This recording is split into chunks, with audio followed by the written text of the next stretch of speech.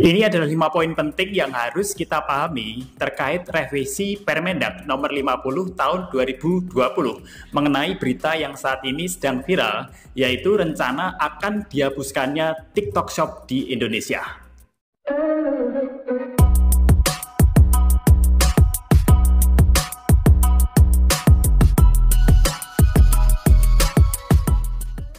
Jadi TikTok Shop tidak akan dihapus ya teman-teman, melainkan TikTok hanya dipisahkan antara TikTok sosial media dan TikTok Shop yang khusus untuk berjualan.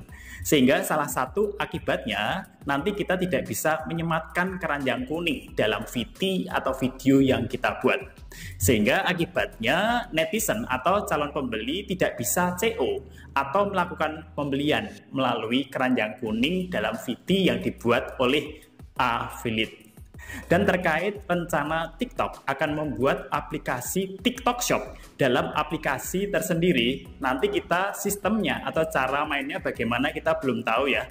Apakah akan menyematkan keranjang kuning dalam VT atau melakukan live streaming seperti yang sudah-sudah atau bagaimana kita belum tahu. Kita lihat saja nanti perkembangannya. Kemudian yang kedua, barang atau produk import yang diperjualbelikan di TikTok Shop nantinya akan dibatasi.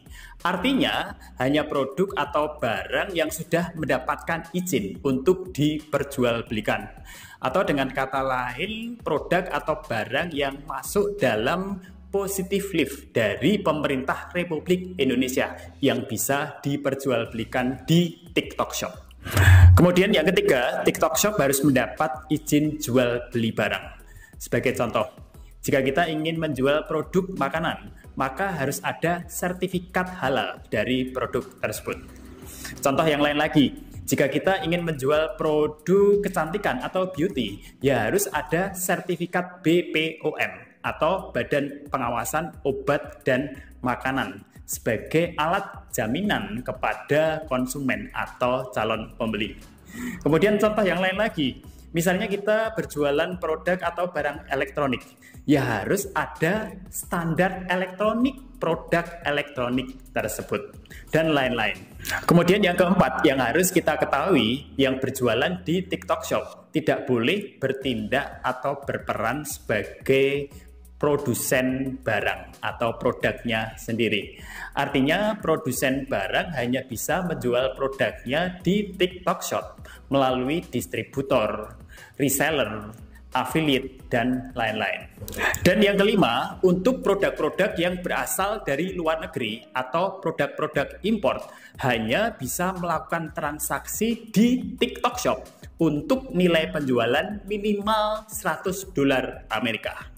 Nah, dari kelima poin pokok yang sudah kita sampaikan tadi, kira-kira apa nih dampak negatif dan dampak positifnya? Yuk, kita diskusi bareng-bareng ya. Silahkan tinggalkan pesan di kolom komentar.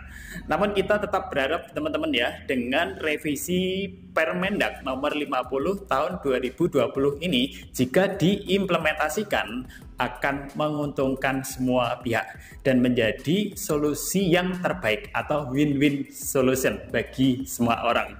Amin.